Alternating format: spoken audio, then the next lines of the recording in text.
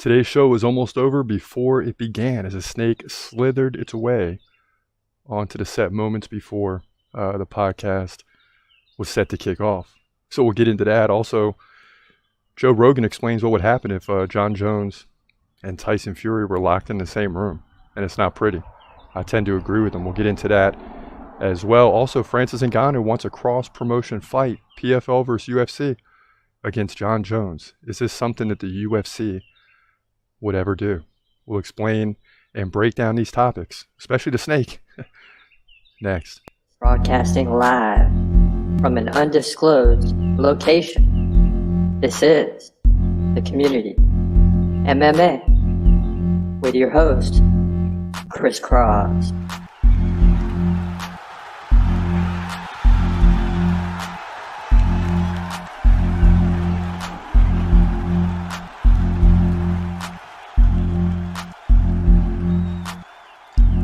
Welcome to The Community MMA. I'm Chris Cross. And man, still shaking a little bit. Still shaking. Me and snakes, golly, we don't get along. I mean, we do not get along. I don't know what type of snakes I'm dealing with when I see them. They're slithery. They're nasty. And you won't see everything in this clip in a second, especially the part where I'm sitting right here and I look back and I see this big black snake. Man, I jump up, I almost do a backflip running out of here. And they had to figure out a way to get rid of this darn thing. So moments before the show, I'm ready to talk about Joe Rogan. I'm ready to talk about Francis Ngannou and that craziness, that mess. And bam, there's this big black snake right behind me. I mean, within feet. Yeah, and it's a black snake, so it's probably not poisonous. I don't know. You see the chair right there? If you're watching the video, you see the chair. I'm sitting in there. The chair is backed up near the wall. And I look back to my right, and right next to my feet is a snake, man. And you want to talk about a freak out session. That's what you don't get to see in this video. It's too bad that we didn't have video of me jumping out of the chair and almost falling over, knocking the chair and the computer sideways, and running up out of the studio. They call me a punk, call me what you want. And I don't know enough about snakes. All I know is it's black with a little bit of a white trim. Probably not poisonous. I don't even know how the saying goes. What, black and yellow, friend to fellow. Black and red, you end up, you know how the saying goes, something like that. But this thing is black and white, so that doesn't fit into any category that I know. And everyone tells me, a black snake is just not poisonous. But I don't know. I just see a long snake about 5 feet long, and I'm like, yeah, I'm good. And you can see the video just shaking, man. I'm still shaking. I told the producers, I said, we got to cancel. We're going to have to cancel the show today. Whoa! We got to cancel the show, baby. It's over, man. Me and snakes don't get along. But the producers talked me into it. They said, you got to get rid of the snake, and you got to go live right now because the show's getting ready to kick off. So we made things happen. We made it happen. But snakes like that, man, scare the heck out of me. And I'm still not over it. I'm just not. So how do we continue with the show? I guess we just march on. I got to keep looking behind me to make sure there's no snake there throughout the show, because it basically just slithered its way under the house. So the snake is still there, but it's all good. I'm going to try to compose myself and get through the show. So let's get to it. So Joe Rogan basically explained what would happen if Jon Jones and Tyson Fury were locked in the same room. I mean, that's the basic premise, right? And what he says is either Tyson Fury lands one punch and it's over, or Jon Jones just dominates him. And to me, Joe Rogan is right 100%. There's no way around this, right? And this is a thing, and of course Tyson Fury is all upset. He says he's the baddest dude on the planet, whatever. He ain't worried about it. But here's what boxers don't understand.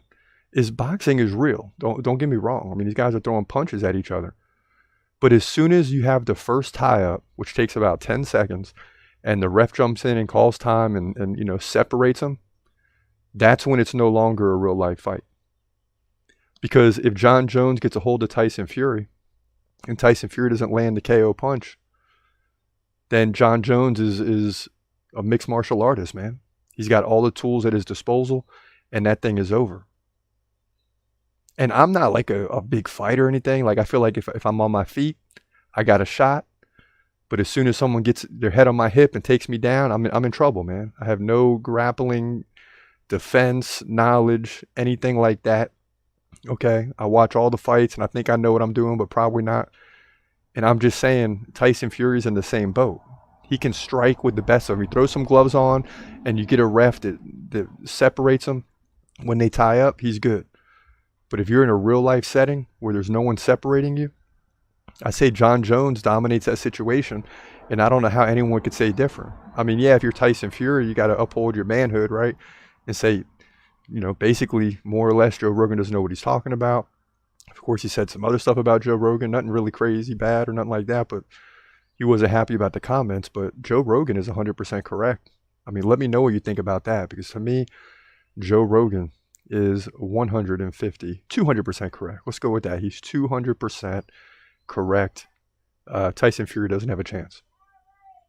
Now, in other news, Francis Ngannou is now saying he wants to fight Jon Jones. Go figure, right? That's the fight we wanted forever. He's now ready to fight Jon Jones. He wants a cross-promotional fight with PFL versus UFC to fight Jon Jones. And I'm here to tell you, there is no way possible that ever happens. It's just not going to happen. The UFC and Dana White are not ever going to do a cross-promotional fight, because that would put other promotions on the same level as the UFC, even though we know they're not. And God forbid Francis Ngannou, not to say he would, but God forbid whoever was fighting for the other promotion came in and beat the UFC fighter. That just would not be a good look. As long as the UFC stays clear of that, they're number one in the game and always will be. So Francis Ngannou suddenly now has a change of heart, right? Now I want to fight Jon Jones. And it's been reported that if he would have fought Jon Jones, and especially if he won that single fight, the one fight, he would make more money than his PFL contract. Now, I can't confirm that, but this is what is reported in the same article. But he chose to leave. Evidently, he wanted more money to fight Jon Jones. Jon Jones ends up getting a heavyweight interim, vacant title situation, not interim, but vacant title fight against Cyril Gane, and absolutely dominates him and takes the title. Francis Ngannou had to go 5 rounds. And you could say his knee was hurt and all this, whatever. But the fact remains is Jon Jones is the heavyweight champion. He is the baddest man on the planet. And the UFC is not going to put itself in a position to do a cross-promotion fight when that fighter was once in the UFC. It's just not going to happen. There's no way on earth Dana White is even going to honor that situation. And I expect when they ask Dana White about it, and this will continue to grow over time, where other promotions, just like boxing, right? It starts out with one promotion and it expands to 50. And we got 50 heavyweight champions. Maybe one champion holds 2 or 3 belts, but you got 2 different champions, let's just say heavyweight division, and these guys never fight each other because those promotions make it very difficult for that to happen. And then you don't know who's the best. And you got multiple promotions that are saying they're number one, and etc. Right? So I just don't see the UFC doing that, because UFC is number one in the game, and they're not even going to risk that being talked about. Boom! So it is what it is. I mean, Francis Ngannou was with the UFC and then left. Oh no! And that's his problem. I mean, that's his problem. It's not going to happen, Ngannou. It's just not going to happen. So, but it sounds good now that it's never going to happen. Now you're on board for the fight to take place. I mean, that's crazy to me. We all sat around for a year waiting for this fight to be done, and it was never finalized. Never could be done, and Ngannou left. But now you want to fight Jon Jones? Because you saw how quickly he rose and took the belt, took your belt. Why don't you come back to the UFC and fight Jon Jones? But see, that's not going to happen now if you're under contract. So it's easy to, it's one of those things again. It's like the Twitter talks. It's easy to talk, but it's different when you got to back it up. So those are 2 big topics going down right now. Joe Rogan's in the news, UFC style, Francis Ngannou versus Jon Jones. That's in the news. There's a couple other things in the news. But before we get there, let's get to today's prediction of the day. Now, we covered 3 for Saturday night, right? UFC Vegas 73. But let's get you another one. because this other fight in the main card is awesome as well. Michael Johnson versus Diego Ferreira. You would think Diego Ferreira is going to win this fight when you look at records, but to me, Michael Johnson is always that guy, and it's a lightweight division. Like, anything can happen. Michael Johnson is always that guy that's on the cusp of going on a run, and I believe he's won 3 in a row. But let's get into that detailed fight prediction right now. In the lightweight division at UFC Fight Night, aka UFC Vegas 73.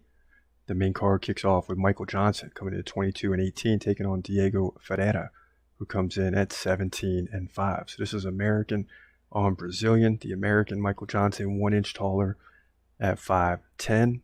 Both guys getting up there in age a little bit. Michael Johnson's 36, Diego Ferreira 38. See if that really plays a factor. Probably not. Ferreira, 1 inch reach advantage, 74-73. He's right-handed. Michael Johnson is a southpaw. Both guys above 4 significant strikes per minute. Ferreira 4.7, Michael Johnson 4.3. So no clear difference there. And neither guy lands on average 1 takedown over the course of 3 rounds. So they want to stand up and strike. Now, Michael Johnson, aka the Menace, 80% takedown defense. He's come off the win over Mark Diakis. That's a big win by unanimous decision. He lost to Jamie Malarkey by split decision, so close fight there, and beat Alan Patrick by KO. So he could very easily have won 3 in a row coming into this fight. And that 80% takedown defense is ridiculous. Now Ferreira, 63% takedown defense. He's lost 3 in a row. But they came at the hands of Mateusz Gamrot, KO. Would expect that. Grigor Gillespie, KO. Well, Beneil Dariush lost by split decision. That's pretty crazy, right? So that makes things very, very difficult when you see he lost to Beneil Dariush by split decision. That lets you know that Diego Ferreira is for real. Michael Johnson is for real too. And that's why the odds of this fight, I mean, they're going to be in favor of Ferreira, right? But it's not 2-1. It's less than that. So there's some people who believe that Michael Johnson is going to win this fight. I'm conflicted a little bit, but he could have very easily won 4 in a row. And in the lightweight division, you just never know what's going to happen. That's why it's the best division in the UFC. But in making the prediction, I think I'm going to go with Michael Johnson here. Try to kind of delay if you didn't see that, because it's very close. For one, I want to root for Michael Johnson. Number 2, he could have very easily won 3 in a row with a split decision loss. It only makes me nervous if I'd had a loss by split decision to Beneil Dariush, who we all know is 1 fight away from fighting Islam for the title. So Ferreira is that good. But Michael Johnson is coming on. I've always believed that this guy can win at the highest level. Is he going to be a champ or anything like that? No. But no disrespect to him, but just meaning that's a long road to have to go through at this point in his career. But he can beat some of these up-and-comers like Diego Ferreira. So I like Michael Johnson to sneak out this victory. Forget the 22-18 record. Look at 40 professional fights. He gets to win here to move to 23-18. I think it's going to be a split decision here in the lightweight division at UFC Fight Night.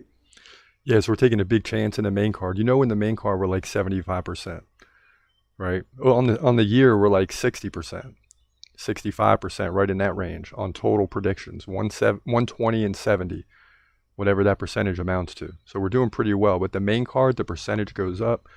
And normally, I think I would lean towards Diego Ferreira, but something tells me Michael Johnson's going to show up. This guy's on a roll right now. He's always had the potential to break free at any time, and he's still talking about world titles. So that shows me his head is in the right space. Tough prediction. I might pay for this one, but I'm going with Michael Johnson to win that fight. Now, if you're just joining us, I mean, you missed it, right? The show was almost canceled today. We're gonna. I know other people see this and see just, oh, it's just a black snake crisscross. Chill out, yeah. But I'm sitting right there, man. I'm sitting right there. That's where the show goes down, right there. And at my feet, there's a black snake, and it's probably not poisonous. And I continue looking back to make sure it didn't come back out of its little hole. See, right, it went right down that drain right there into the house. So that's what happened just moments before the show, and I tried to get out of it, but the producers are like, no, you got to go, man. The people are waiting. They want some UFC news. I said, there's a snake on the patio, man. They're like, it doesn't matter. You got to go forward. So here we are. here we are. And just a lot of interesting topics too, like Khamzat Chimaev. My man is still waiting on a fight. My man is still waiting on a fight. When is that going to happen? If ever. Is he fighting Paulo Costa? Is he fighting whoever? Usman? I don't know. But here's a theory I thought of the other night. Is last night when Dana White made the big announcement that they're going back to Perth, UFC 293. Oddly enough, Hamza hasn't been given a fight yet. And they're saying it's Adesanya versus the winner of Whittaker versus Duplessis. And I'm like, how many times after these fights is there like an indefinite 6-month suspension? So if you're going to Australia and you want Adesanya to fight, it's very close to New Zealand, I believe. And again, I'm out on a limb because I could be dead wrong. But it's close enough to where Adesanya would have a lot of support. And if these guys fight, and say, just to say, for example, Whittaker wins, but it's a 5-round battle or a 3-round battle, and the commission issues like a 3 to 6 month, they can't fight for 3 to 6 months, it puts that title fight in jeopardy. Could the UFC call on Hamza to just take the fight? And would Adesanya take it? I mean, that's an outside thing, but I'm always rooting for Hamza. So now I got to root for Whittaker and Duplessis to just go to battle. Like 200 significant strikes versus 200. Both guys go in there and just body ram each other and just throw blows the entire time and hope for a 6-month suspension for the winner. And then you need someone to come in at the last second, and Hamza is that guy. Because it's not like he's got to drop much weight to make middleweight. That would be a tough fight, but Hamza would have a real good chance to win in the middleweight division. So that's what I'm hoping for. That's the best case scenario right now. In the chat room, you got Jonathan Johnson says hello. I'm watching from the UK. UK, baby. Representing. I hear you. And that's a long way. What time is it over in the UK right now? It's got to be like midnight, right? Aren't they ahead? I don't know. If they're either ahead 6 hours or behind 6 hours. I can't remember which one it is. But much love. Thanks for watching from the UK. Conor McGregor, Michael Chandler, set to be on the airwaves. Is it this month or next month? It's coming up soon. The Ultimate Fighter, season 31, 32, something like that. I got to get caught up on all that. But make no mistake, when that thing gets started, I'm gonna be tuning in. It's McGregor. McGregor's back. Even if he's not fighting, McGregor's back. Who's not excited about that? I know I'm excited, 100%. So you got Francis Ngannou, he wants a cross-promotion fight. You got Joe Rogan saying if Tyson Fury and Jon Jones were locked inside of a room, Jon Jones would basically tear him apart unless Tyson Fury lands the first punch. Khamzat Chimaev, still no fight. We had to go through the snake experience today. Not the Joe Rogan experience, but the snake experience. That should have been the title of today's show, honestly. Even though it relates nothing to MMA. But, it's one of those once-in-a-lifetime situations where I get within inches of a snake. And that will never happen under my consent. I could tell you that. Because I'm just eerily afraid of snakes. It don't matter if it's 2 inches or 10 feet. But we got through it. We got through it, man. We made it through. But listen, we're going to have to wrap this thing up. Appreciate y'all watching. Another episode in the books. Big fight night this Saturday night. Then we got a week off for Memorial Day. We'll take it. And we got Michael Johnson winning in the first fight of the main card. For now, this your boy Chris Cross. We made it, baby. We survived the snake. Hope y'all enjoyed it. Have a great day and God bless. Peace.